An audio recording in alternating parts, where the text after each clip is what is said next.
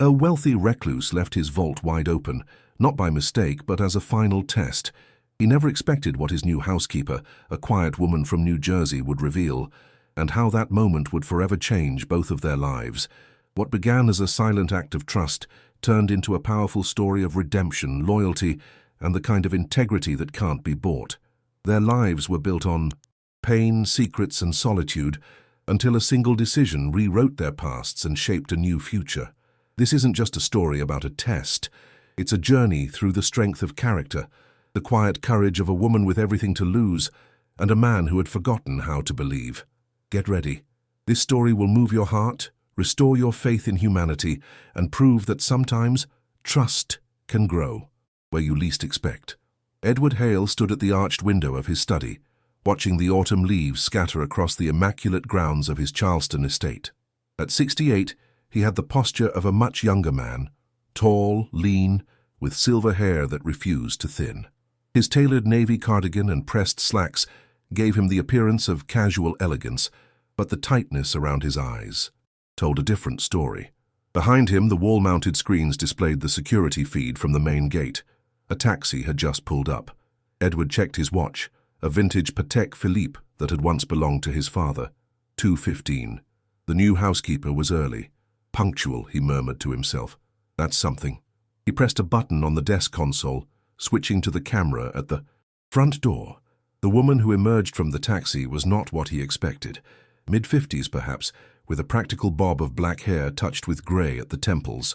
She wore no makeup, just a simple blouse and dark slacks. She carried one modest suitcase and a worn leather handbag. After paying the driver, she stood for a moment, looking up at the 3-story Georgian mansion with its imposing columns and manicured hedges. Edward studied her face on the monitor. No awe, no intimidation, just quiet assessment. Margaret, his secretary of 15 years, appeared on the curved driveway to greet her. Edward watched their brief exchange, noting how the newcomer, Nomi Cruz, according to the agency, nodded respectfully but didn't smile unnecessarily. When Margaret gestured toward the security camera, Nomi looked directly into it, her gaze steady and unperturbed. Edward switched off the monitor. In 30 years of business, he had developed a reputation for reading people accurately. It had saved him millions in bad deals and preserved his sanity in a world where everyone wanted something from him. But this woman, there was something different, something he couldn't immediately categorize. The intercom buzzed. "Mr. Hale, Miss Cruz has arrived," Margaret announced. "Shall I bring her to your study?" Edward hesitated. He typically avoided meeting new staff personally. His estate manager handled such matters. But today, something compelled him to break routine. "Yes, show her in." While waiting, Edward moved to the leather chair behind his mahogany desk. The study walls were lined with first editions and leather-bound classics. The only personal item visible was a small silver frame facing his chair, a photograph of a smiling woman in her 30s, her eyes bright, with a joy Edward could no longer remember feeling. A gentle knock interrupted his thoughts. Margaret opened the door, ushering in Nomi Cruz. "Miss Cruz, sir," Margaret announced formally, before withdrawing. Nomi stood quietly, hands clasped before her. "Good afternoon, Mr. Hale."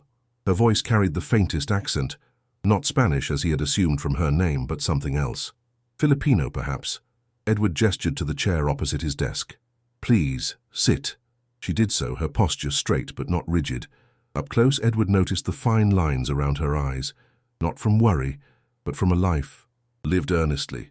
"Your references are impeccable," Edward began, though surprisingly sparse. 10 years with the Whitman family in Raleigh. "Yes, sir. Until Mrs. Whitman passed last spring. And before that, I was in New Jersey. My family owns a small grocery in Jersey City." Edward leaned back. "That's quite a change. Life often is, Mr. Hale." There was no self-pity in her tone, just simple acknowledgement. Edward found himself nodding. "Indeed." He slid a folder across the desk. "These are the terms of your employment. Room and board provided, of course. Your quarters are in the East Wing, 2nd floor. 2 days off per week, Sundays and Wednesdays. The estate manager, Mr. Reynolds, will review your specific duties." Nomi opened the folder, scanning the document with careful attention. "Is something unclear?" Edward asked when she paused. "No, sir. Everything is very generous." She looked up at him. May I ask why you hired me? The agency sent 3 candidates. I'm certain the others had more impressive backgrounds. The question surprised him. Staff rarely questioned his decisions. Your reference letter contained a phrase that stood out: purpose-driven, not profit-seeking. In my experience, that's rare. Nomi nodded slowly. Mrs. Whitman was kind. She was precise, Edward corrected. I knew Caroline for 30 years. She didn't waste words on empty compliments. A flicker of something, respect perhaps, passed across Nomi's face. She signed the contract and slid it back. Thank you for the opportunity, Mr. Hale. I won't disappoint you. Edward stood, signaling the end of their meeting. Margaret will show you to your quarters. Take today to settle in. You'll start tomorrow. At the door, Edward paused. One more thing, Ms. Cruz. This house has rules. The most important being that the East Wing's far corridor is private. My personal quarters and office are there. No one enters without explicit permission. I understand, sir. After she left, Edward returned to the window. Something about her bothered him, not in a negative way, but like a puzzle piece that didn't quite fit the image he had constructed. Her file had been nearly blank, just the basic information. 56 years old, unmarried, no children, permanent resident status. The agency had flagged her as highly recommended, despite the minimal background. Edward pressed a button on his desk. Margaret, contact Reynolds. I want Ms. Cruz's background checked again, thoroughly this time. Yes, Mr. Hale. Anything specific we're looking for? Edward considered the question. No, just everything. That night, Edward couldn't sleep. The house creaked and settled around him, as familiar as his own breathing after 15 years. He rose from his bed and walked to the window that overlooked the garden. A light rain had begun to fall, casting a silvery glow over the landscape. In the guest wing, a single window remained illuminated. Through the curtain, he could see the silhouette of his new housekeeper, seated at a desk, writing. Not scrolling on a phone or watching television, but writing, with pen and paper, as if technology had never interrupted the art of correspondence. Who was she writing to? What life existed beyond these walls for Nomi Cruz? Edward realized he had no idea. For the first time in years, he found himself curious about another person's story. By the end of her first week, Nomi Cruz had established herself as something of an enigma to the rest of the staff. She worked efficiently but quietly, rarely engaging in the casual conversations that animated the kitchen during staff meals, yet there was nothing cold about her. She simply seemed to exist in a different rhythm, more deliberate, more contained. Edward observed her from a distance, through security feeds and the occasional interaction in hallways. She had a gift for anticipating needs without being intrusive. Fresh flowers appeared in rooms just before he entered them. His afternoon tea arrived at precisely the moment he found himself thinking of it.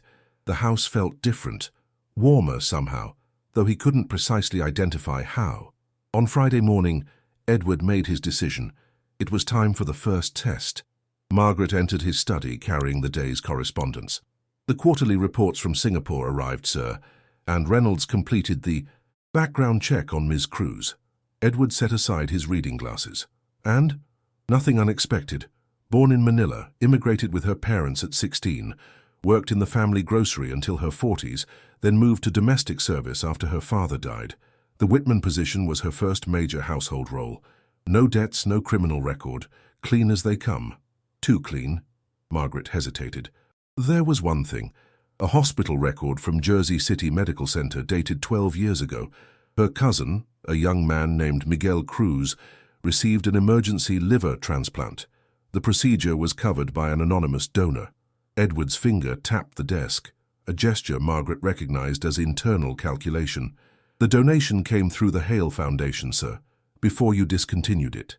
Something shifted in Edward's expression. Not quite surprise, but recalibration. I see. Anything else? Just one detail. She sends most of her salary back to Jersey City. Her mother still runs the grocery, but business has been declining. They're at risk of closure. Edward nodded.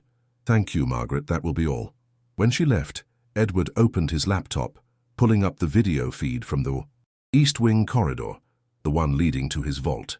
The Hale fortune might span global investments and digital assets, but Edward still kept a significant portion in physical form. Cash, gold, rare coins. Old habits from a man who had survived 3 market crashes. At exactly 1:30 p.m., Edward set his plan in motion. He entered the vault room, deliberately leaving the heavy steel door ajar, just enough to be noticeable. Inside, on the central table, he placed stacks of $100 bills, $50,000, arranged neatly beside a slip of paper with the vault's access code. He then retreated to his office, eyes fixed on the security feed. At 2:15 p.m., Nomi appeared in the corridor, carrying fresh towels for the guest suite opposite the vault room. She paused, noticing the partially open door. Edward leaned forward, watching her face register confusion, then concern. She approached cautiously, peering inside without entering. For 17 seconds, Edward counted. She stood frozen, staring at the exposed wealth. Then she pulled her phone from her pocket. Edward held his breath. Nomi dialed. "Miss Winters, this is Nomi Cruz. I'm in the East Wing and the vault door is open. Should I close it, or would Mr. Hale prefer I wait for security?" Margaret's voice responded, though Edward couldn't hear it through the video. "Yes, I understand. No, I haven't touched anything. I'll wait here until Mr. Reynolds arrives." She ended the call and positioned herself outside the door like a sentry. Not once did she glance at the money again, nor did she step inside. She simply stood, hands clasped, eyes fixed straight ahead. Edward sat back, a strange feeling expanding in his chest. Disappointment? No, something closer to disorientation. He had expected, what? That she would take the money, that she would at least be tempted? Everyone had a price. That had been his experience for decades.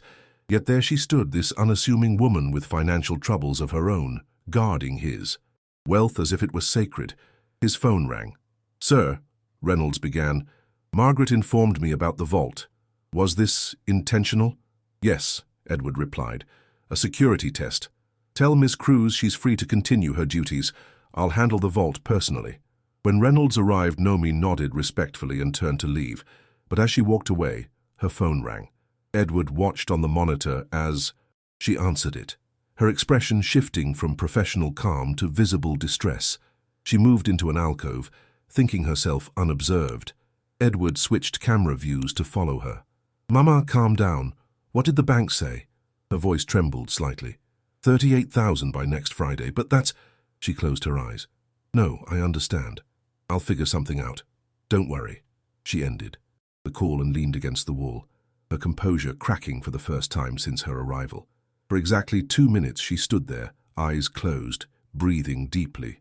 Then, like watching someone put on armor, she straightened, wiped her eyes, and continued down the hallway as if nothing had happened. Edward switched off the monitor. The test had yielded unexpected results. Not just about Nomi Cruz's character, but about his own assumptions.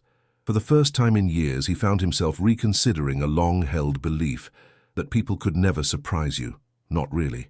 Not when money was involved. That night, Edward made a decision. Tomorrow would bring the second test, one far more difficult than the first. Saturday morning dawned with a gentle rain that misted the estate windows and softened the garden's edges. Edward sat in his private dining room, watching droplets trace lazy patterns down the glass. His breakfast, poached eggs on sourdough toast with sliced avocado, remained untouched. The intercom chimed. "Mr. Hale, the car is ready whenever you are," Reynolds announced. "Thank you, I'll be leaving in 15 minutes." Edward's Saturday routine had remained unchanged for 7 years.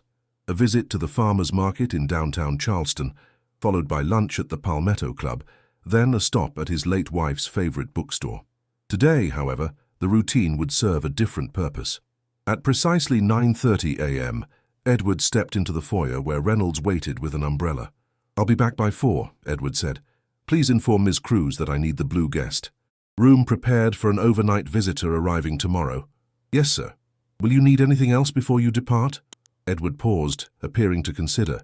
"Actually, I've forgotten something in my office. Go ahead and bring the car around."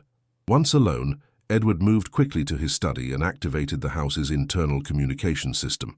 "Attention all staff. Due to the weather, you may take an extended lunch today. The house will be empty until 4. Make good use of the time." This announcement, unprecedented in Edward's household, would ensure that between noon and 2, Nomi would be alone in the mansion. The second test could begin. Edward departed in his charcoal Bentley, but instead of heading downtown, he directed his driver to circle back to the estate's security gate. There, he switched to an unmarked sedan and returned to a hidden entrance on the property's north side. Using passages known only to him, Edward re-entered the house and settled into his private security room. The monitors displayed every corner of the estate. Edward's focus remained on Nomi, who was currently arranging fresh flowers in the main living room. Her movements were precise, unhurried. She stepped back occasionally to assess her work, making small adjustments until the arrangement pleased her. At noon, the exodus began. Staff members collected coats and umbrellas, voices rising in cheerful weekend plans. Through the kitchen camera, Edward watched Reynolds remind Nomi of the extended lunch break. "Will you be going out as well, Ms. Cruz?" Reynolds asked. Nomi shook her head. "I have letters to write, but thank you." By 12:30, the house had emptied. Nomi finished her work in the living room and headed to the kitchen, where she prepared herself a simple lunch of soup and bread. Edward watched her eat alone at the small staff table, reading what appeared to be a well-worn paperback. At 1:15, she rose and cleaned her dishes. Then, rather than retiring to her room, she moved, purposefully toward the east wing. Edward felt his pulse quicken. The vault room door was closed this time, but not locked.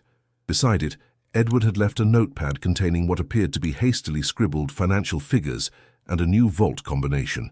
The paper suggested that Edward had tallied significant cash withdrawals, over $200,000, to be made next week. Nomi noticed the notepad immediately. She picked it up, glanced at its contents, then looked at the vault door. For several long moments she stood motionless, her expression unreadable on the security feed. Then she did something unexpected. She placed the notepad exactly where she'd found it and walked away, not toward her quarters, but toward the kitchen. Edward followed her movement across multiple cameras. As she retrieved her phone and dialed, "Ms. Winters, I'm sorry to bother you on a Saturday." Her voice came clearly through the security system's audio. "Mr. Hale left some financial notes near the vault room. I wanted to make sure they're secure before everyone returns."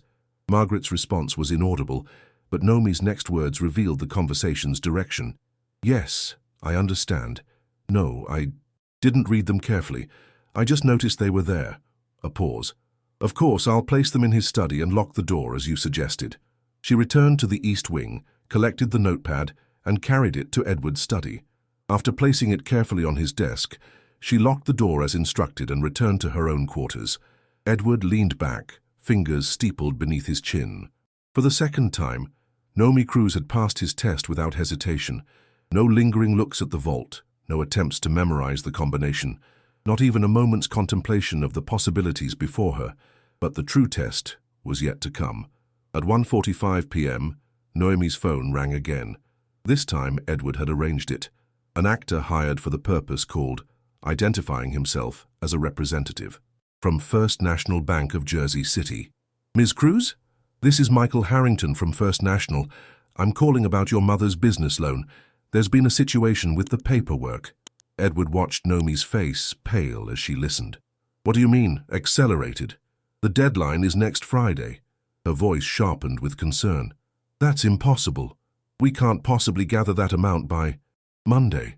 The conversation continued for several minutes, the manufactured crisis growing more dire with each exchange. By the end, Nomi sat heavily on her bed, visibly shaken. "I understand. Please tell my mother I'll call her tonight." "Yes, thank you." After ending the call, Nomi didn't move for a full minute. She stared at the floor, her breathing measured and deliberate, like someone trying to calm a rising panic. Then she opened her nightstand drawer and removed a small notebook.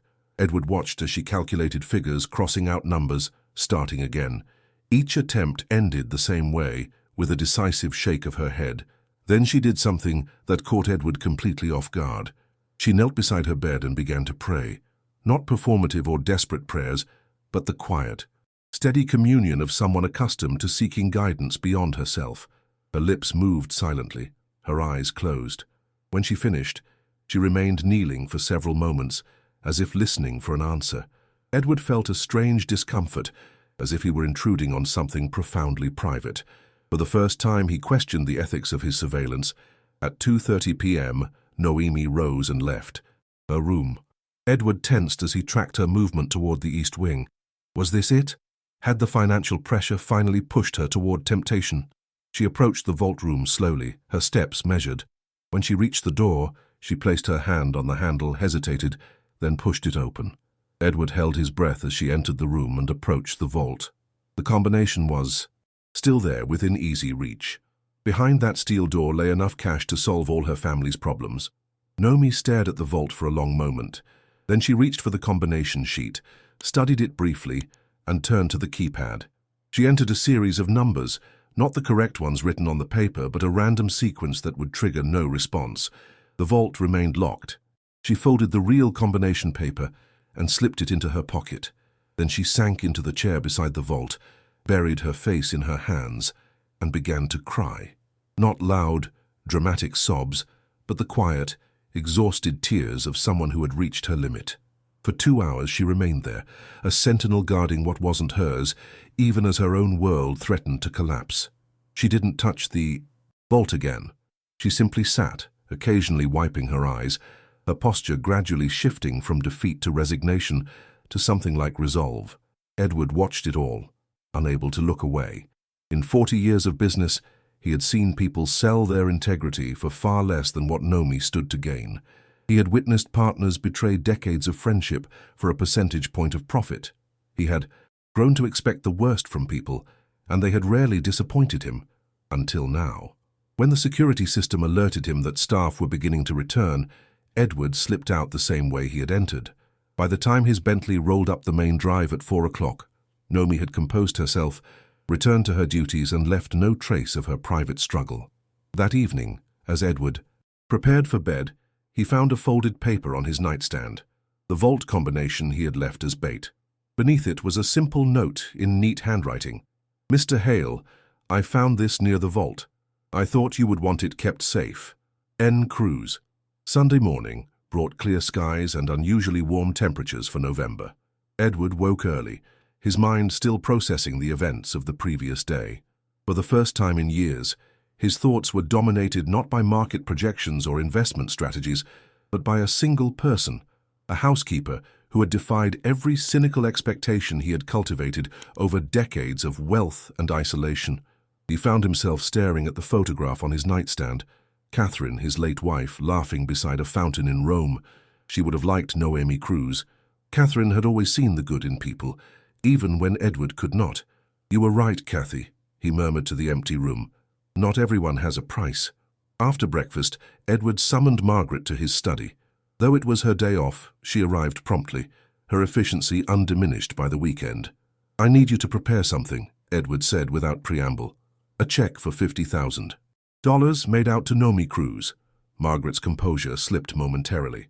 "50,000, sir?" "Yes, and arrange for her to meet me in the garden pavilion at noon." "Of course. Is there anything else?" Edward hesitated. "Yes.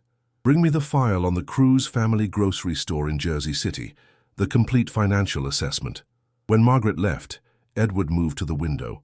From this vantage point he could see Nomi in the garden, carefully pruning the late-blooming roses. She worked methodically, her focus absolute, stopping occasionally to examine a particular bloom with appreciative attention. At precisely noon, Edward made his way to the garden pavilion, a white-columned structure overlooking the koi pond.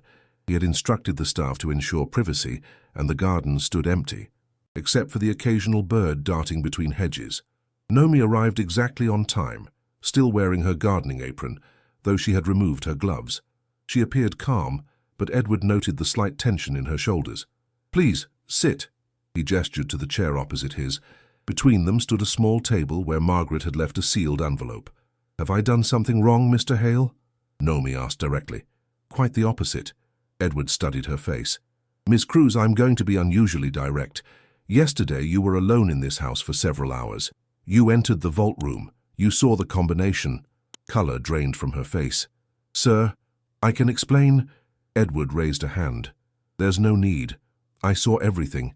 The house has security cameras in every room except private quarters." Understanding dawned in her eyes. "You were testing me." "Yes." A flash of hurt crossed her features, quickly replaced by dignified composure. "I see. Few people would have done what you did," Edward continued. particularly someone in your financial situation. Nomi's gaze sharpened. You know about my family's store. I make it my business to know who works in my home. Edward slid the envelope across the table. This is for you, a token of my appreciation for your integrity. Nomi opened the envelope and stared at the check, her expression shifting from confusion to shock. $50,000. Mr. Hale, I can't accept this. It's yours, no strings attached. She shook her head firmly and placed the check back on the table. Doing what's right doesn't deserve a reward. It's what anyone should do. The words landed like a physical weight on Edward's chest.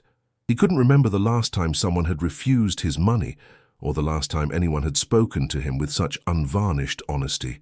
May I ask you something, Ms. Cruz? He said after a moment. Why did you apply for this position? Your background was in retail management, not domestic service. The Whitmans were the exception, not your career path. Nomi looked down at her hands, weathered from years of work. When she looked up again, her eyes held a quiet certainty. 12 years ago, my cousin Miguel needed an emergency liver transplant. He was 22, studying to become a doctor. Our family had some savings, but nowhere near enough for the procedure and aftercare. Edward felt a strange tightness in his throat. An anonymous donor covered everything, she continued. Over $300,000. Miguel recovered. He's a pediatrician now in Jersey City. Anonymous donors rarely stay anonymous in hospital systems, Edward observed. Nomi nodded. A nurse let it slip. The donation came through the Edward Hale Foundation for Medical Advancement. Her eyes met his, directly. I recognized your name when the agency offered this position. I wanted to work for the man who saved my cousin's life without seeking recognition or gratitude. The revelation hit Edward like a physical force. Of all the scenarios he had imagined, this one had never occurred to him, that Nomi Cruz had sought him out not to take but to give back. The foundation was dissolved 5 years ago, he said quietly. I know, after your wife passed away. Nomi's voice softened. Mrs. Whitman mentioned it once. She said Catherine Hale had been the heart of the foundation. Edward looked away, suddenly unable to meet her gaze. The mention of Catherine's name opened a familiar ache, one he had spent years trying to numb with isolation and cynicism. She was, he finally said. After she died, I couldn't see the point anymore. A gentle silence fell between them, filled only by the sound of water flowing in the nearby pond. Nomi made no attempt to fill it with platitudes or uncomfortable sympathy. She simply waited, offering Edward the rare gift of undemanding presence. Your mother's store, he finally said. It needs $38,000 by Monday. Surprise flickered across her face. You heard my phone conversations? Yes. She didn't react with anger or accusation, only a quiet dignity that made Edward feel suddenly ashamed of his surveillance. Then you know why I can't accept your money, she said. It would feel like payment for passing your test, like you were buying my integrity. I won't sell what isn't for sale. Edward studied Nomi's face, the gentle determination in her eyes, the firm set of her mouth. In a lifetime of negotiations, he had never encountered someone so unmoved by the prospect of easy money. Not from greed or suspicion, but from principle. What if it's not a reward? He asked finally. What if it's an investment? Nomi tilted her head slightly, a question in her expression. The Hale Foundation still exists legally, though. It's been dormant since Catherine's death. Edward leaned forward. What if we reactivated it? Your family's grocery store could be the first recipient of a new small business grant program. Mr. Hale, it wouldn't be charity, he continued. It would be the Foundation's mission, supporting businesses that serve their communities, just as your mother's store has for decades. For the first time, he saw hesitation in her expression, not resistance but consideration. Why would you do this? She asked softly. Edward glanced at the koi pond, where orange and white fish circled in lazy patterns. Because Catherine would have wanted it, he said, the words emerging before he could consider them. And because I've spent 5 years proving that the world is as cynical as I believed. Maybe it's time I let someone prove otherwise. Nomi was silent for a long moment. Then she nodded once, decisively. I would need to explain it to my mother properly. She's very proud, of course. And I would want to be involved in the Foundation's work, she added, not just as a recipient, but as a contributor. Edward felt a smile tugging at the corner of his mouth, the first genuine one in longer than he could remember. I think that could be arranged. That afternoon, Edward made a series of phone calls that would have shocked anyone who knew him in recent years. His attorney, his accountant, the board members who had served with him during the Foundation's active years. By evening, the machinery was in motion to revive what had once been Catherine's proudest achievement. Monday morning found Edward in his study, reviewing the draft of the Foundation's new mission statement. Nearby, Nomi sat with a notepad, her handwriting filling the page with ideas and questions. "I've been thinking about the application process," she said. "If we want to reach businesses like my mother's, we need to make it accessible. Many immigrant business owners aren't comfortable with complex forms or technical language." Edward nodded, impressed by her practical insight. "What do you suggest?" "Community partnerships, working with local organizations who already have trust in these neighborhoods. They could help identify candidates and assist with applications." "That's actually quite brilliant." Edward made a note on his laptop. "Who would manage these relationships?" Nomi hesitated. "Well, ideally someone who understands both worlds, the Foundation's goals and the community's needs." Edward looked up, catching her eye. "Someone like you." "I didn't mean to suggest—" "No, you're absolutely right." Edward closed his laptop. "The Foundation needs someone who sees what I cannot. I've lived in boardrooms and mansions for decades. You've lived in the real world." A knock at the door interrupted them. Margaret entered, carrying a leather portfolio. "The wire transfer is complete, sir. The funds have been deposited into Mrs. Cruz's business account in Jersey City." She placed the portfolio on Edward's desk. "And I've drafted the press release about the Foundation's revival, as requested." "Thank you, Margaret." Edward gestured to Nomi. "Ms. Cruz has some excellent ideas about community partnerships. I'd like you to work with her on implementing them." Margaret's eyebrows rose slightly, the closest she ever came to showing surprise. "Of course, sir." When she left, Nomi turned to Edward, her expression troubled. "Mr. Hale, I don't want to overstep. I'm still your housekeeper." "Are you?" Edward leaned back in his chair. "I think we both know you're here for a different purpose now." "Sir?" "The Foundation needs a director, Ms. Cruz. Someone who understands its mission on a personal level. Someone who has demonstrated the very values it aims to promote." He held her gaze steadily. "I'd like that person to be you." Nomi's calm composure finally broke. "But I don't have the qualifications. I've never run a foundation. I barely finished college." Catherine didn't have qualifications either, not in the traditional sense. She was a kindergarten teacher when I met her. Edward smiled at the memory, but she understood people in a way I never have. She saw their potential, their struggles, their hopes. That's what the Foundation needs. Not another MBA, but a heart that sees clearly. For several moments, Nomi sat in stunned silence. When she finally spoke, her voice was quiet but firm. "I would need time to learn to understand how foundations work, and I would want to do this properly, not as a favor to me, but because I'm truly the right person. I wouldn't offer if I didn't believe that." Edward paused. "Take the week to consider it. In the meantime, I've arranged for you to visit your mother in Jersey City. The company jet will take you. Tomorrow morning." "The company jet?" Nomi looked startled. "That's not necessary." "Oh, it's leaving anyway," Edward said, waving away her protest. "I've decided to accompany you." Her surprise was evident. "You want to go to Jersey City?" "I'd like to meet your mother, see the store that's been in your family for generations." He hesitated, then added more quietly, "and perhaps visit your cousin, Miguel, the doctor whose education I apparently helped fund." Something in Nomi's expression softened. "He would be honored to meet you." "No," Edward corrected gently. "The honor would be mine."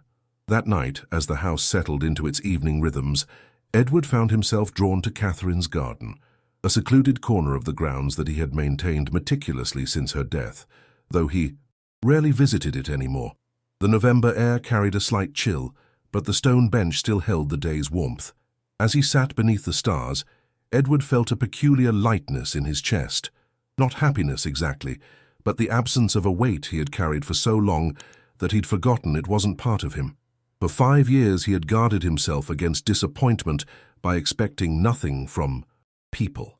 The result had been exactly what he'd sought. A life without betrayal, but also without connection. Now, in the simple integrity of a housekeeper he barely knew, he had found something he'd stopped believing existed. Not just honesty, but purposeful goodness.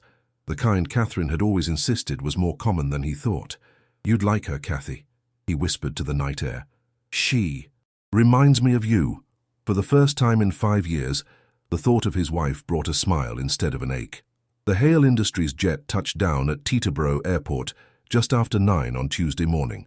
Edward, dressed in a cashmere sweater and tailored slacks rather than his usual suit, sat across from Nomi in the private cabin. She had been quiet for most of the flight, her hands clasped tightly in her lap, her gaze fixed on the changing landscape below. "Nervous?" Edward asked as the plane taxied toward the terminal. Nomi smiled faintly. "A little. I haven't seen my mother in almost a year, and I certainly never expected to arrive in a private jet with—" She hesitated. "Your employer," Edward suggested. "With the man who saved my cousin's life," she corrected gently. A car waited on the tarmac. Not the ostentatious limousine that Edward's staff had initially arranged, but a more modest black sedan at his specific request. As they drove from the airport toward Jersey City, Edward watched the landscape change from corporate parks to dense urban neighborhoods. Blocks of brick apartment buildings gave way to streets lined with small businesses, many with signs in languages he didn't recognize. "The neighborhood has changed since I was young," Nomi observed, looking out the window. "More diverse now. Filipino, Indian, Egyptian, Dominican. Your family was among the first?" She nodded. "My parents came in 1982. The grocery started as just a tiny shop selling Filipino ingredients you couldn't find anywhere else. Immigrants would drive for hours just to buy pandan extract or proper bagoong." At Edward's questioning look, she smiled. Fermented shrimp paste, an acquired taste. The car turned onto a narrow street, lined with small storefronts. Halfway down the block, Nomi pointed to a modest building with a faded green awning. "That's it, Cruz Family Market." From the outside it looked like dozens of other small groceries Edward had passed without noticing throughout his life. But as they pulled to the curb, he tried to see it through Nomi's eyes, the worn but clean windows, the carefully arranged produce display, the hand-painted sign that had probably been there for decades. A small bell jingled as they entered. The interior was narrow but deep, with shelves extending to the back of the building. The scents were unfamiliar to Edward. Sweet and spicy and slightly fermented. An elderly woman looked up from behind the counter, her face transforming from polite shopkeeper interest to shock to joy. "Nomi?" Her accent was much thicker than her daughter's. "What are you? How did you—" Nomi moved quickly to embrace her mother, speaking rapid words in Tagalog that Edward couldn't understand. He stood quietly near the entrance, giving them space for their reunion. When they separated, both women had tears in their eyes. "Mama, this is Mr. Edward Hale," Nomi said, switching back to English. "My employer."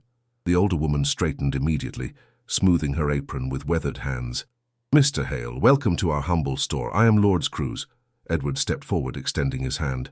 "Mrs. Cruz, it's a pleasure to meet you. Your daughter has become invaluable to me in a very short time." Lords beamed with pride. "Nomi has always been special. Even as a child, she saw inside people." "That's a rare gift," Edward agreed, glancing around the store. "Would you mind showing me your business? I'd be interested to learn more about it." Lords looked surprised but pleased. "Of course, it's not fancy, but it has fed our family for 40 years. For the next hour, Edward received a tour unlike any he'd experienced in his business career. Lords explained each section of the tiny market with the pride of a museum curator, the imported spices and sauces, the fresh produce delivered 3 times weekly from local farms, the freezer of specialty items made by Filipino immigrants who supplied only their store. "These lumpia are made by Mrs. Reyes, 82 years old," Lords explained, holding up a package of frozen spring rolls. "Her arthritis is bad now, but she still rolls 200 every Monday. People come from Pennsylvania just for these." Edward nodded, genuinely fascinated by the intricate community economy she described, a network of interdependent small businesses and individual producers, all centered around this unassuming store. "And you've run this alone since your husband passed?" he asked. Lords nodded. "With part-time help from neighbors. The last few years have been harder. The big supermarket opened 6 blocks away. They have a small international section now." She shrugged. "Not the same, but convenient for younger people who don't cook traditional meals as often." "I see." Edward turned slowly, taking in the store with new eyes. The worn linoleum floor, the outdated refrigeration units, the cash register that appeared to be at least 15 years old. but also the immaculate cleanliness, the careful organization, the handwritten signs describing each product's use. "Mrs. Cruz, would you be willing to show me your books? I have some experience with retail. Operations that might be helpful." Lourdes hesitated, glancing at her daughter. "It's okay, Mama," Nomi said softly. "Mr. Hale wants to help." In the tiny office behind the store, Edward spent the next 2 hours reviewing handwritten ledgers and basic spreadsheets. The business's challenges became immediately clear: rising rent, increasing wholesale costs, and declining foot traffic. But the fundamentals were surprisingly sound. The store had a loyal customer base and specialized inventory that couldn't be found elsewhere. "Your mother has done remarkably well," Edward told Nomi as they stepped outside to give Lourdes privacy while she helped a customer. "With some modernization and marketing, this business could thrive again. That's what I've been telling her for years," Nomi sighed. "But she's resistant to change, and there was never enough money to invest properly." Edward looked thoughtfully at the storefront. What if the foundation didn't just provide emergency funding, but a comprehensive business revitalization grant? New equipment, inventory systems, even some modest renovations. Nomi's eyes widened. "You would do that?" "Not me," Edward corrected. "The foundation, with proper documentation and a business plan, of course." He smiled slightly. "I think the new director would find this an exemplary first project."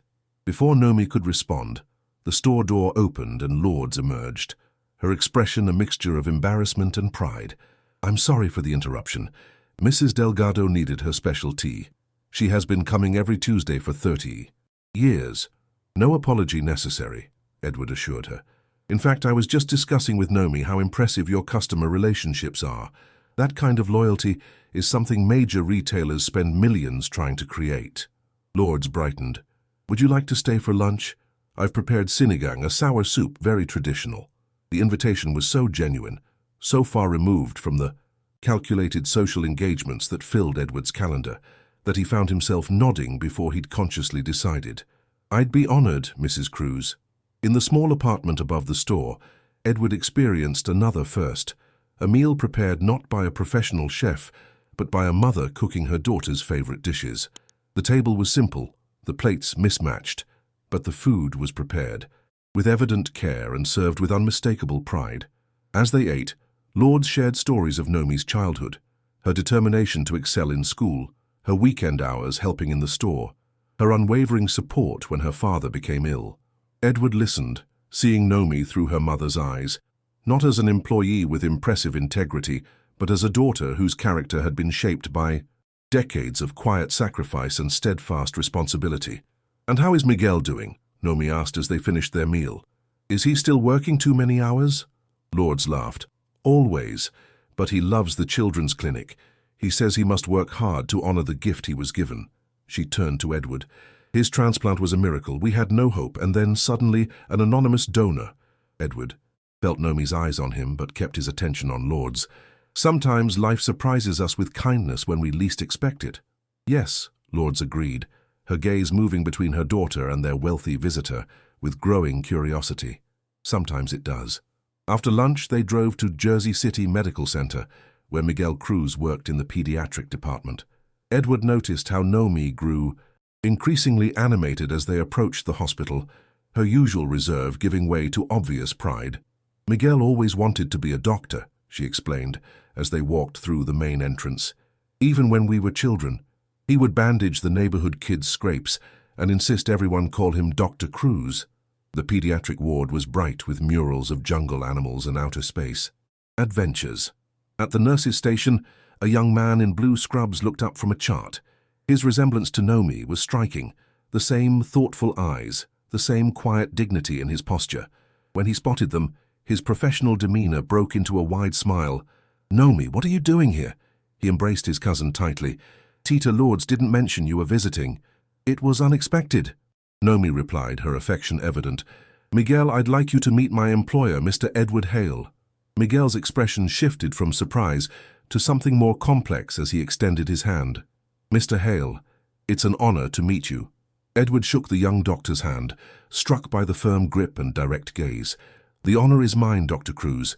Your cousin speaks very highly of you." A nurse approached. apologetically interrupting. "Dr. Cruz, the Ramirez boys' results are back. I'll be right there," Miguel assured her, before turning back to his visitors. "I'm sorry, I'm in the middle of rounds. Could you wait in my office? 30 minutes maximum." "Of course," Noemi said. "We don't want to interfere with your work." Miguel's office was small but orderly. Medical journals stacked neatly beside a computer, children's drawings pinned to a corkboard, a framed photo of the Cruz family on the desk. Edward noticed a small plaque mounted on the wall. "Every patient is someone's whole world." "He takes that philosophy very seriously," Nomi said, following Edward's gaze. "He sees 30 patients a day sometimes, but each one gets his full attention." Edward nodded, thinking of the countless meetings where he had been physically present, but mentally reviewing stock portfolios or acquisition strategies. That's a rare quality. "It's why he's meant to be a doctor." Nomi touched the family photograph gently. "When he was sick, we thought we'd lose him. His liver was failing so quickly, we were on waiting lists, but the chances of finding a match in time—" She shook her head. Then, the hospital called. An anonymous donor had not only provided a compatible organ, but covered all the costs of the surgery and recovery. Edward moved to the window, looking out at the cityscape. "He's made good use of that gift." "The best use," Nomi agreed. "He works with immigrant families, children without insurance. He started a clinic in the neighborhood that's open evenings and weekends." She paused. "Was it your idea? The donation?" Edward turned to face her. "No, it was Catherine's. She read about promising medical students facing catastrophic health challenges. She believed talent shouldn't be lost to circumstance." He smiled faintly. "I just signed the checks." "You did more than that," Nomi said quietly. "You changed the course of many lives, not just Miguel's." Before Edward could respond, the door opened and Miguel entered, his professional composure restored. "Sorry about that," he said, closing the door behind him. "We have a 7-year-old with some puzzling symptoms." He settled behind his desk, his gaze moving between his cousin and Edward. "So this is unexpected. May I ask what brings you both to Jersey City, Mr. Hale?" "Your cousin has been instrumental in helping me restart a foundation my late wife began," Edward explained. "We're here to address your family's store's financial situation as our first project." Miguel's eyebrows rose. "I see." He looked at Nomi. "And you two are working together on this?" "It's complicated," Nomi admitted. "But yes." "Actually, Dr. Cruz," Edward interjected, "there's another reason for my visit. I wanted to meet the young man who benefited from one of the Foundation's medical grants 12 years ago." Understanding dawned in Miguel's eyes. "It was your foundation? The anonymous donor?" Edward nodded. "My wife's initiative, yes." Miguel stood slowly, emotion visible on his face. "Mr. Hale, I've wondered for 12 years who to thank. The hospital would only say it was an anonymous, private foundation." He extended his hand again. "I have tried to live every day deserving of that gift. From what I can see, you've succeeded admirably," Edward said, clasping the younger man's hand. "Catherine would have been proud to see what you've accomplished." "Would you like a tour?" Miguel offered, his professional manner returning. "See what your investment has produced?" For the next hour, Edward walked the pediatric floors with Miguel and Noemi, observing the young doctor in his element. The children's faces brightened when he entered their rooms. Parents relaxed at his reassuring presence. Nurses and fellow doctors clearly respected him, seeking his opinion and deferring to his expertise in certain cases. "Dr. Cruz pioneered our immigrant health program," the department head explained when they stopped by her office. "He created protocols for treating children with incomplete medical records and designed multilingual materials for families. His community clinic has become a model for urban hospitals nationwide." Edward listened, increasingly impressed. The foundation had funded dozens of medical interventions during its active years: transplants, experimental treatments, specialized equipment. But rarely had he seen the human results so vividly displayed. As they prepared to leave, Miguel took Edward aside while Nomi spoke with a nurse she had befriended during Miguel's treatment. "Mr. Hale, I have something to show you." He withdrew a worn leather wallet from his pocket and carefully removed a folded paper. "I've carried this since my recovery." Edward accepted the fragile paper. A letter, he realized, on the Foundation's letterhead. Catherine had written to every recipient, though their names were never revealed to the patients. "May this gift honor your potential," Edward read aloud, his throat tightening at his wife's familiar handwriting. "Your healing is our privilege, your future our hope. When the time comes, we ask only that you extend the same compassion to others in need." "I read it every morning before rounds," Miguel said quietly. "It reminds me that my life was saved for a purpose." Edward refolded the letter carefully, returning it to the young doctor. "You've honored her intention beautifully." That evening, back at Lourdes' apartment above the store, Edward found himself unexpectedly comfortable in the modest surroundings.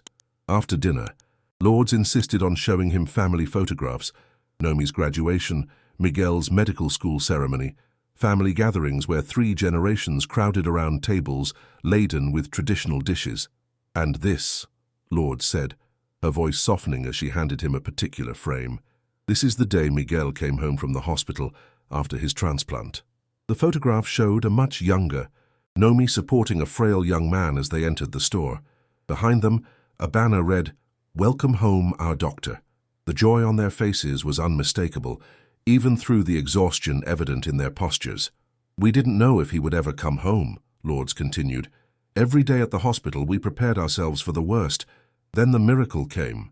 She looked directly at Edward. "Nomi told me today that it was your foundation that saved him." Edward nodded, unsure how to respond to the emotion in her eyes. "Mr. Hale," Lourdes said firmly, taking his hand in her weathered one, "you gave us back our future when you saved Miguel. Now you are saving our family's legacy with the store. How can we ever repay such generosity?" "Mrs. Cruz," Edward replied carefully, "your daughter has already given me something far more valuable than anything I could provide to your family." "And what is that?" Edward considered his words. "A reason to believe again in people, in purpose." He glanced at Nomi, who was listening quietly. "In the work my wife began that I abandoned." Lourdes studied his face, her expression softening. "You lost someone precious too." "Yes." "And you closed your heart to protect it." Edward blinked, surprised by her insight. "I suppose I did." Lourdes nodded sagely. "When my husband died, I wanted to sell the store, return to the Philippines, hide from the pain. But Nomi wouldn't let me." She smiled at her daughter. She said, "Mama, running from loss only guarantees you lose more." Wise girl, my Nomi. Later, as Edward prepared to return to his hotel, Nomi walked him to the waiting car. "Thank you for today," she said, "for everything you're doing for my family." "I should be thanking you," Edward replied. "This day has been illuminating." Nomi tilted her head. "In what way?" Edward considered the question seriously. "For years I've measured everything in terms of financial transactions. Investments, returns, calculated risks.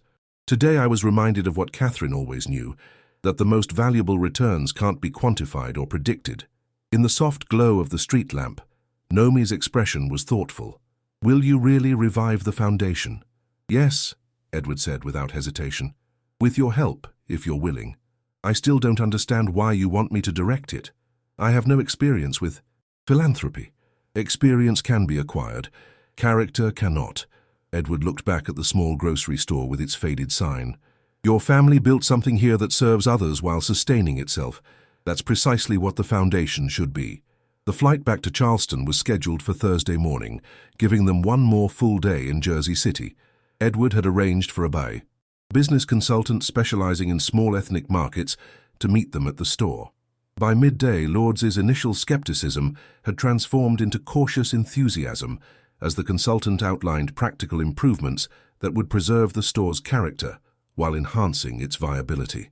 "We could really do all this?" she asked, reviewing the preliminary proposal. "New refrigeration, inventory, systems, even a small cafe section." "The foundation grant would cover the renovations and equipment," Edward confirmed. "The business plan shows you'd recover the operating costs within 18 months. Lourdes shook her head in wonder. "For 30 years I've done everything the same way. Change was always too expensive, too risky." "Sometimes we need an outside perspective," Nomi suggested, gently. "Someone who sees possibilities we've stopped imagining." Edward caught her eye, sensing her words carried a double meaning. That afternoon, while Lourdes handled the store's regular deliveries, Edward and Nomi walked through the neighborhood. She pointed out landmarks from her childhood: the community center where she'd taken English classes, the park where she'd read books during summer, breaks, the church where her father's funeral had been held. It's strange to see it through your eyes, she admitted, as they passed a playground where children scaled a colorful climbing structure. I always thought of this place as ordinary, limited even. And now? Now I see how much life is contained here. How many stories, struggles, triumphs. She smiled faintly. Maybe that's what happens when you leave a place. You can finally see it clearly. They stopped at a small coffee shop, settling at a corner table with steaming cups. Through the window, they watched the neighborhood's daily rhythm, mothers with strollers, elderly men playing chess in the park, teenagers walking home from school in laughing groups. Have you decided? Edward asked, returning to their unfinished conversation. About directing the foundation? Nomi cradled her cup, considering.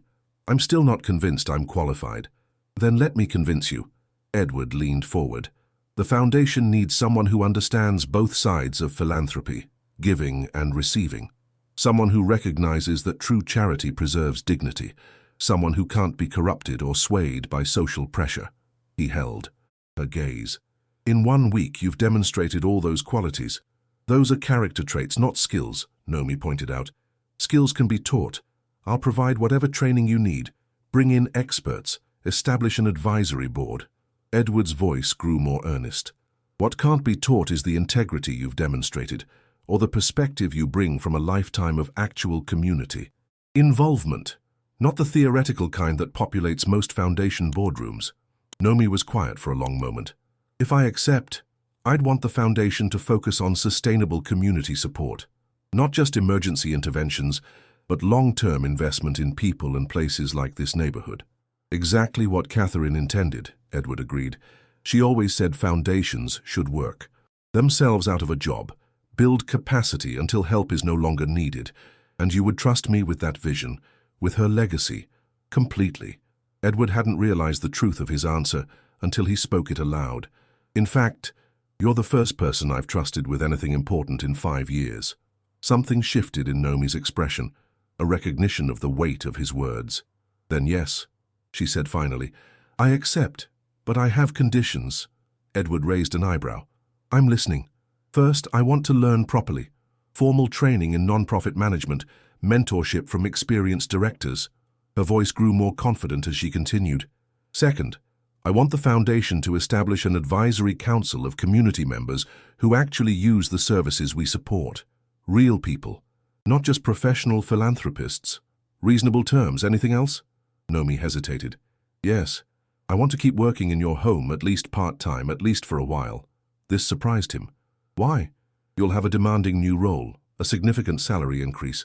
Because your house needs attention, she said simply. Not just cleaning, but care. It should feel like a home, not a museum, where you're the only exhibit. Edward stared at her, momentarily at a loss for words. No one had spoken to him so directly about his lifestyle since Catherine. My home is perfectly functional, he said finally. Functional isn't the same as nurturing. Nomi's gaze was steady. When was the last time you had guests for dinner, or used the garden pavilion for anything besides business meetings, or played the grand piano that sits untouched in your living room? Edward felt a flicker of irritation. My personal habits aren't relevant to the foundation's work. Aren't they? Nomi challenged gently. If the foundation's mission is to build community and connection, shouldn't its director witness that principle in practice? Her insight was uncomfortably accurate. For years, Edward had preached corporate consistency, that a company's internal culture should reflect its external values. Yet he had created a foundation dedicated to human flourishing while living in complete isolation. I'll consider it, he said finally. Now, shall we discuss the foundation's initial projects? Beyond your mother's store? Nomi allowed the subject change, but Edward felt the conversation lingering in his thoughts as they walked back to the market. That evening, as they shared a final dinner in the apartment above the store, Lourdes revealed a surprise. I've invited some people to meet you, she told Edward. People Miguel has helped through his community clinic. They wanted to thank you personally. Before Edward could protest, the doorbell rang.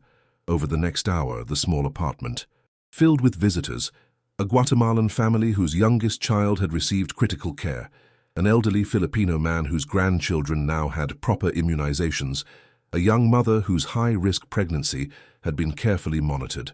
They brought modest gifts, homemade bread, hand-knitted scarves, family photographs, But more significantly, they brought stories of how Miguel's care had changed their lives. Each account circled back to the same truth. Without his transplant, none of this would have been possible. Edward, accustomed to formal galas where gratitude was expressed in tax-deductible donations and polite applause, found himself profoundly moved by these simple, direct expressions of thanks. These people didn't care about his wealth or influence. They saw him only as the person who had made possible the doctor who had helped them. As the gathering dispersed, an elderly woman clasped Edward's hand. "In our culture, we have a saying," she told him in halting English. "When you save one life, you save a village. Dr. Cruz has saved our village many times, and so have you." Later, after the guests had departed and lords had retired for the night, Edward and Nomi sat on the small balcony overlooking the quiet street. "That was Catherine's vision," Edward said after a long silence. "Not just saving individual lives, but creating ripples that extend outward through communities. I'd forgotten how powerful those ripples can be." "You haven't forgotten," Nomi corrected gently. "You just stopped looking for them." Edward nodded, acknowledging her insight. "Tomorrow a return to Charleston. The real work begins then. Legal documents, board formation, project criteria. Are you ready for that?" "I think so," Nomi smiled. "But I'm more curious if you're ready for what comes next." Meaning the foundation isn't the only thing that needs reviving, Mr. Hale." Her words hung in the night air between them, not a challenge exactly, but an invitation. An invitation to consider that the walls he had built around his life protected him from pain but also from purpose. "One step at a time, Miss Cruz," he said finally. "One step at a time." 3 months passed quickly. Winter settled over Charleston, bringing unusually cold temperatures that frosted the estate gardens and turned morning dew to delicate crystals on the hedges. Inside the mansion, however, a different kind of change was taking place, subtle at first, then increasingly evident. The Hale Foundation headquarters occupied what had once been a rarely used guest wing. Conference rooms replaced formal parlors. Office spaces emerged where furniture had gathered dust under protective covers, but the transformation extended beyond physical spaces. Edward, seated at his desk in the study, reviewed the quarterly report Nomi had prepared. The foundation had already funded 6 projects, the Cruz family market renovation being the first, followed by a community health initiative in rural South Carolina, a vocational training program for immigrant women, 2 small business incubators, and a college scholarship fund for first-generation students. "These projections are impressive," he noted as Nomi entered with their afternoon tea, a ritual she had maintained despite her new role, especially the sustainability metrics for the vocational program. "The participants themselves suggested the cooperative model," she explained, placing a cup beside him. "They'll reinvest 20% of profits to train the next cohort. Within 3 years, our funding becomes supplemental rather than essential." Edward nodded approvingly. Exactly the approach Catherine advocated. Give tools, not just relief. She was wise. Nomi settled in the chair opposite his desk, her posture reflecting her evolving status, no longer simply an employee but a partner in a shared mission. Her clothing had subtly changed too. Today she wore a simple but elegant navy dress, suitable for the board meeting scheduled that afternoon. "The board will be pleased," Edward continued, closing the report. "Though Henderson will undoubtedly question the overhead ratio." Nomi smiled slightly. "I've prepared for that. Our administrative costs are 4% below industry standard, while achieving higher community engagement metrics." Edward found himself returning her smile. "You've become quite fluent in foundation speak. I had a good teacher." She glanced at her watch. "The caterers arrive in an hour. I should check the dining room setup." "Caterers?" Edward looked puzzled. "For the dinner following the board meeting. We discussed this, remember? Building relationships beyond the boardroom." "Ah, yes." Edward had agreed somewhat reluctantly to Nomi's suggestion. "That board meetings conclude with informal dinners rather than hasty departures. Will you be joining us?" "Of course.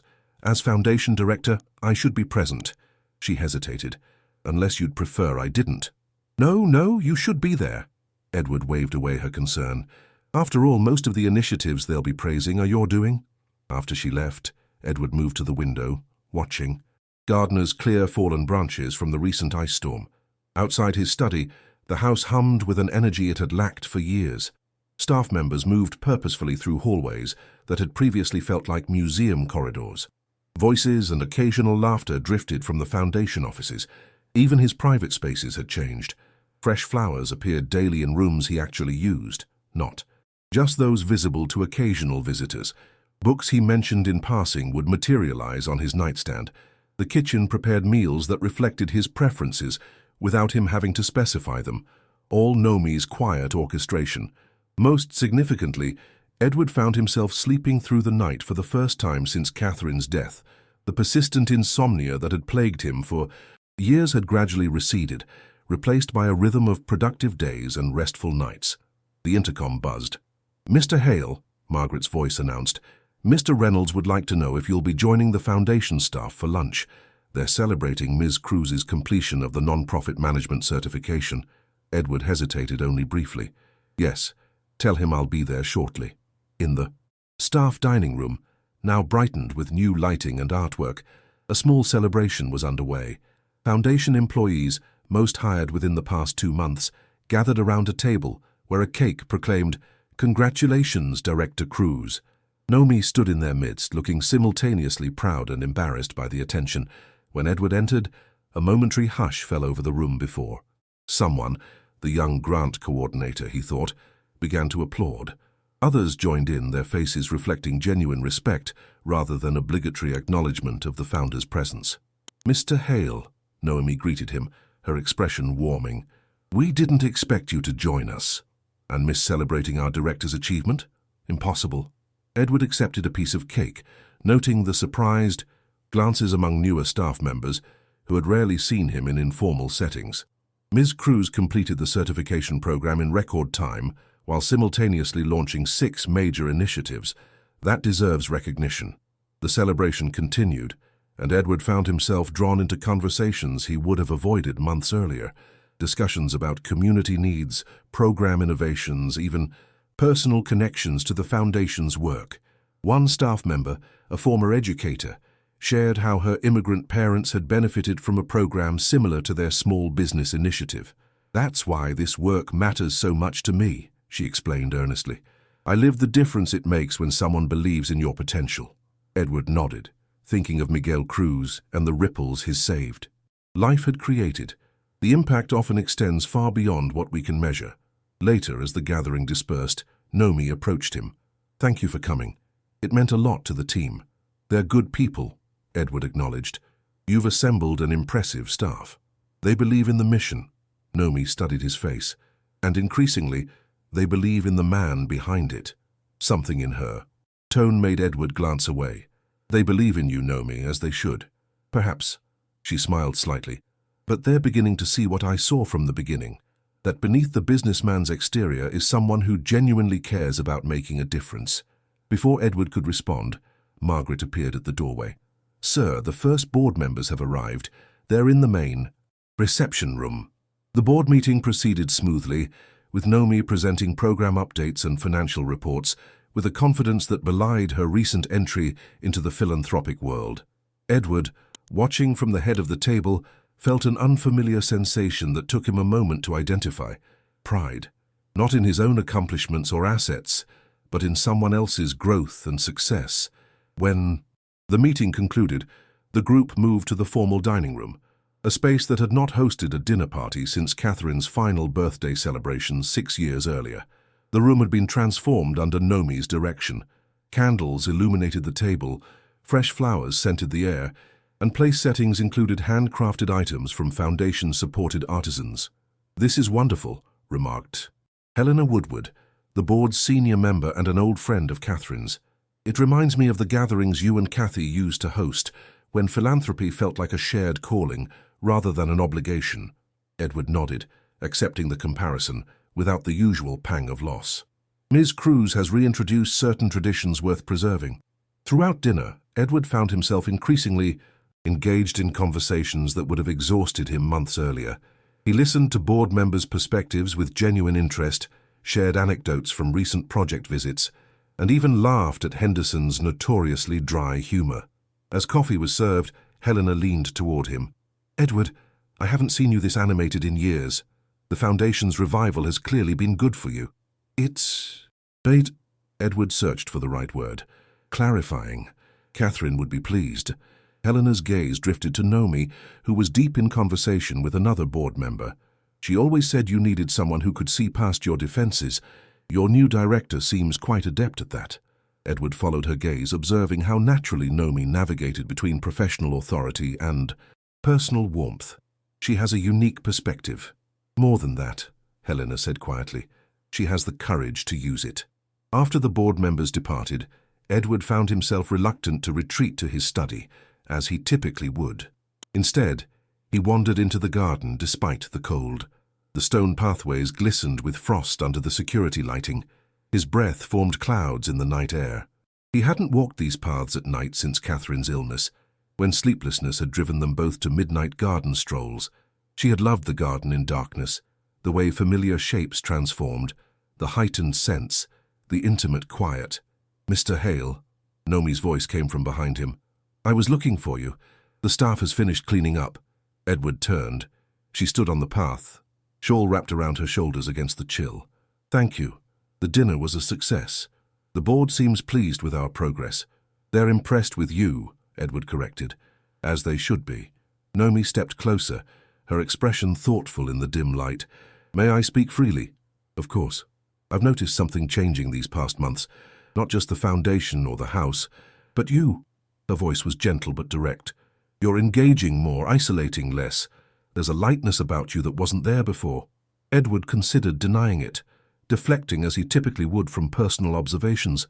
Instead, he found himself nodding. "I've noticed it too. I wonder if you realize how much more you could reclaim," she continued carefully. "Not just purpose through work, but connection through life." "That's a rather personal assessment, Ms. Cruz." "Yes, it is." She held his gaze steadily. "But sometimes personal truth is what we most need to hear." Edward looked away, across the darkened garden. "And what truth do you think I need to hear? That walls built to protect can become prisons. That grief honored can eventually transform into purpose renewed." Her voice softened. "That Catherine would want you to live fully again, not just function efficiently." The words touched something deep inside him, a truth he had kept carefully walled away. "You seem very certain about what my wife would want." "I never met her," Nomi acknowledged, "but I've come to know her through her foundation, through the lives she touched, through the home she created." She paused. "And through the man she loved, who is gradually finding his way back to himself."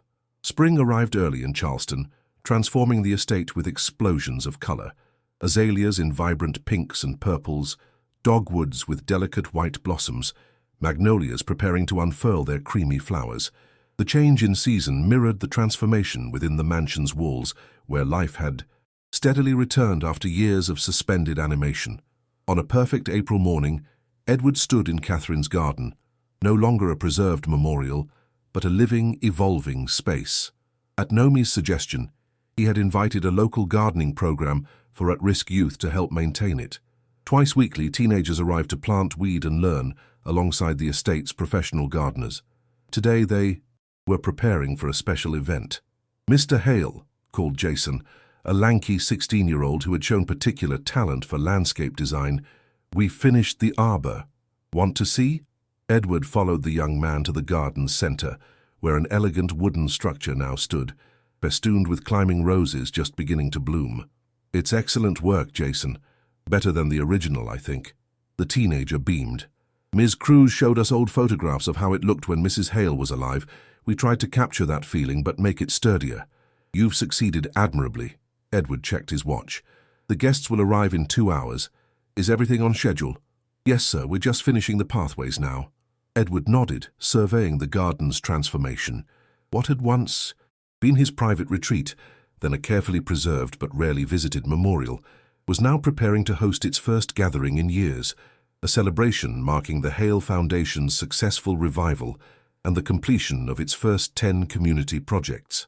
Inside the house, similar activity buzzed. Caterers arranged food in the expanded kitchen. Foundation staff prepared displays highlighting their initiatives. In the main hall, a string quartet rehearsed the pieces Catherine had loved. Edward found Nomi in the library, reviewing last-minute details with Margaret.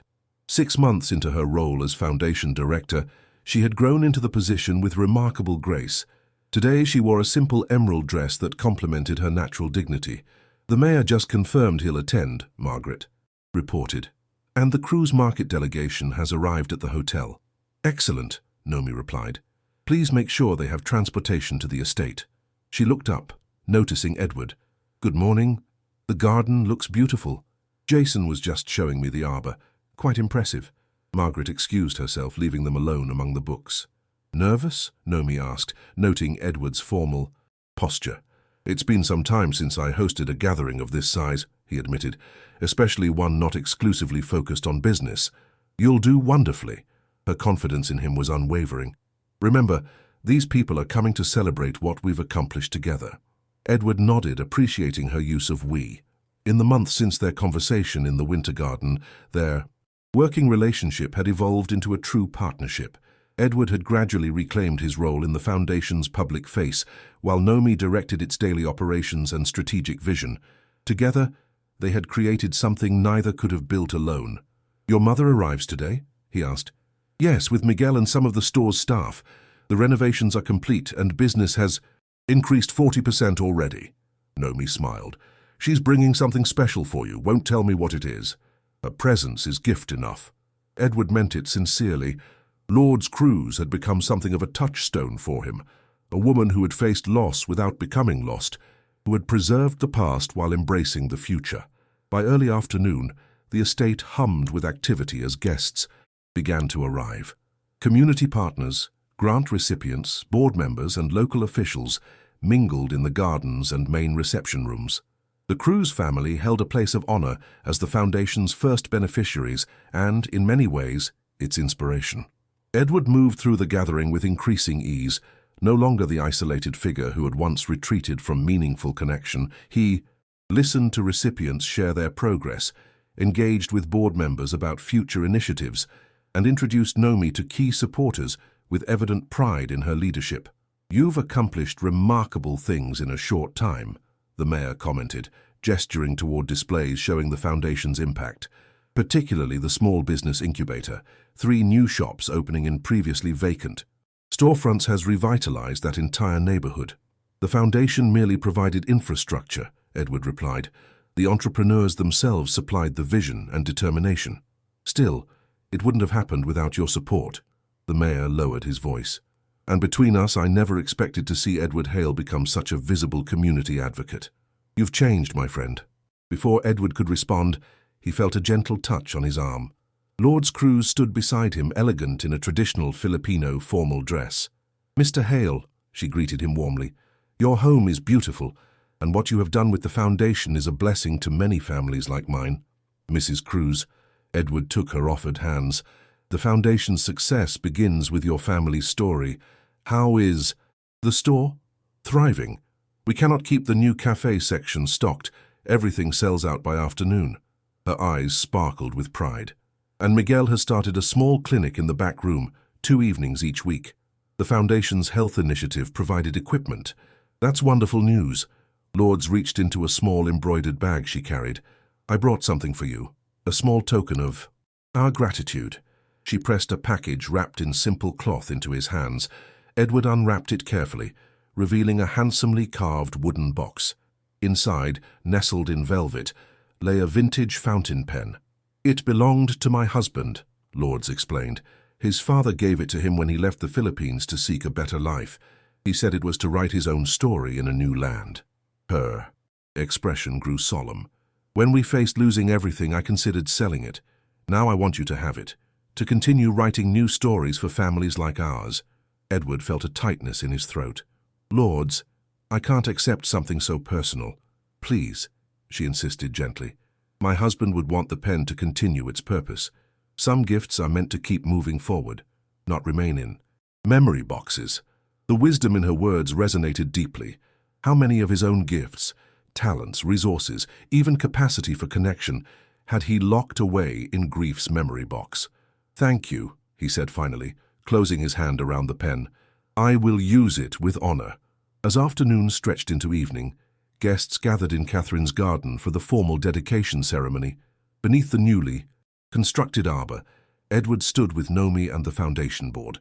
Before them, rows of chairs held representatives from each funded initiative, community partners, and supporters. When the moment came for Edward to speak, he stepped forward without notes, the weight of Lords's pen in his pocket, a tangible reminder of purpose renewed.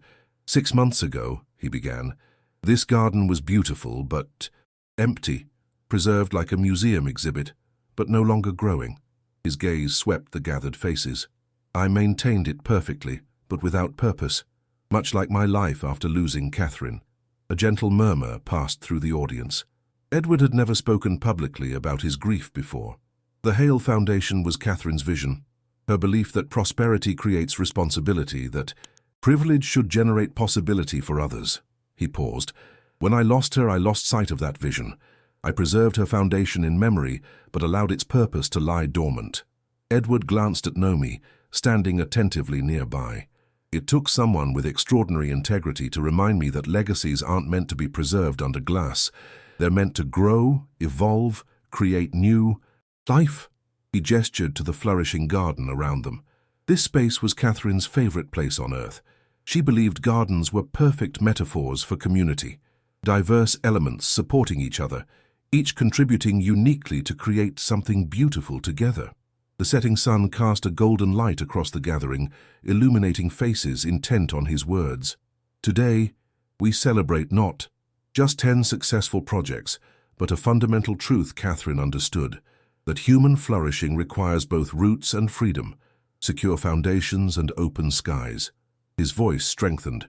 The Hale Foundation recommits itself to providing both, the stability that allows dreams to take root, and the freedom that enables them to reach for the sun.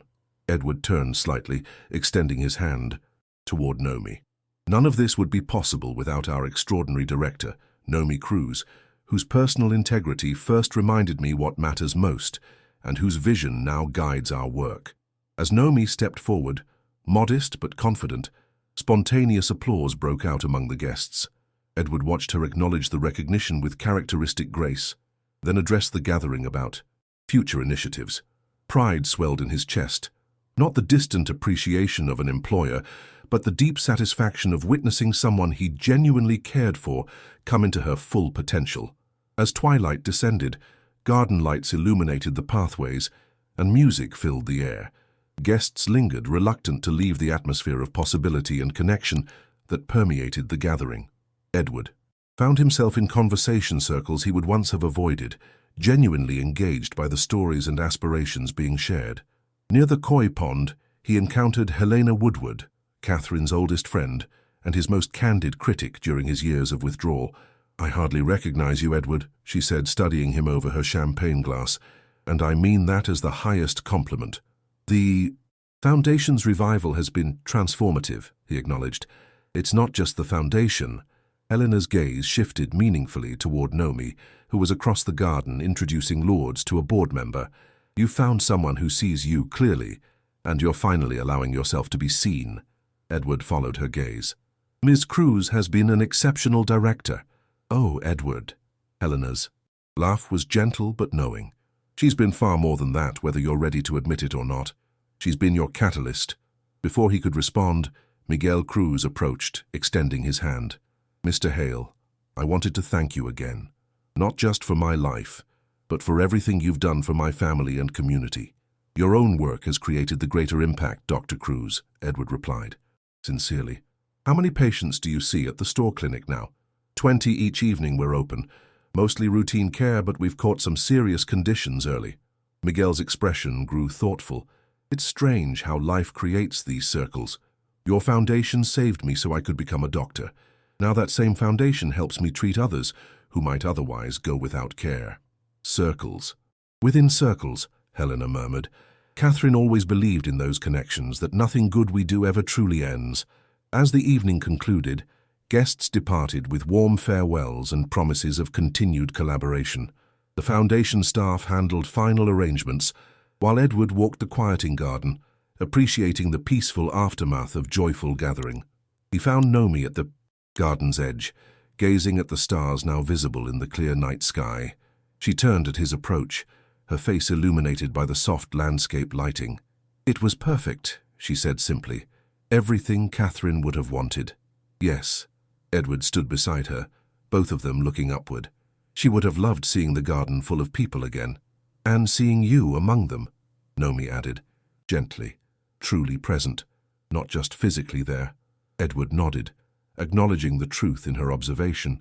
For years he had moved through life like a ghost in his own story, present but not participating, observing but not engaging. "I have something for you," he said, reaching into his pocket. He withdrew a small envelope and handed it to her. Nomi opened it carefully, removing a simple key. "The key to Catherine's art studio," Edward explained. "It's been locked since her death. I think it's time someone used it again." Nomi looked up, surprise evident in her expression. "But I'm not an artist." Neither was Catherine, technically. She called it her possibility room, a place to imagine without judgment. Edward smiled slightly. "The foundation needs such a space, I think, somewhere, to dream beyond spreadsheets and strategic plans." "Thank you." Nomi closed her hand around the key. "I'll honor its purpose." They stood in comfortable silence, the garden settling around them as the last staff members departed. In the distance, a whippoorwill called, its distinctive song carrying across the estate. "When I left my mother's store to work for the Whitmans," Nomi said after a while, "I thought I was simply taking a job. When I came here, I thought the same." She turned to face him fully. "I never imagined finding a new purpose, a new home. And I never imagined finding my way back to the person Catherine always believed I could be." Edward's voice was quiet but clear in the night air. "You've given me that, Nomi. Not just professional direction, but personal. Reclamation." Her eyes held his, steady and warm. "We've helped each other find our way, I think." "Yes," Edward agreed, feeling the truth of it settle comfortably within him.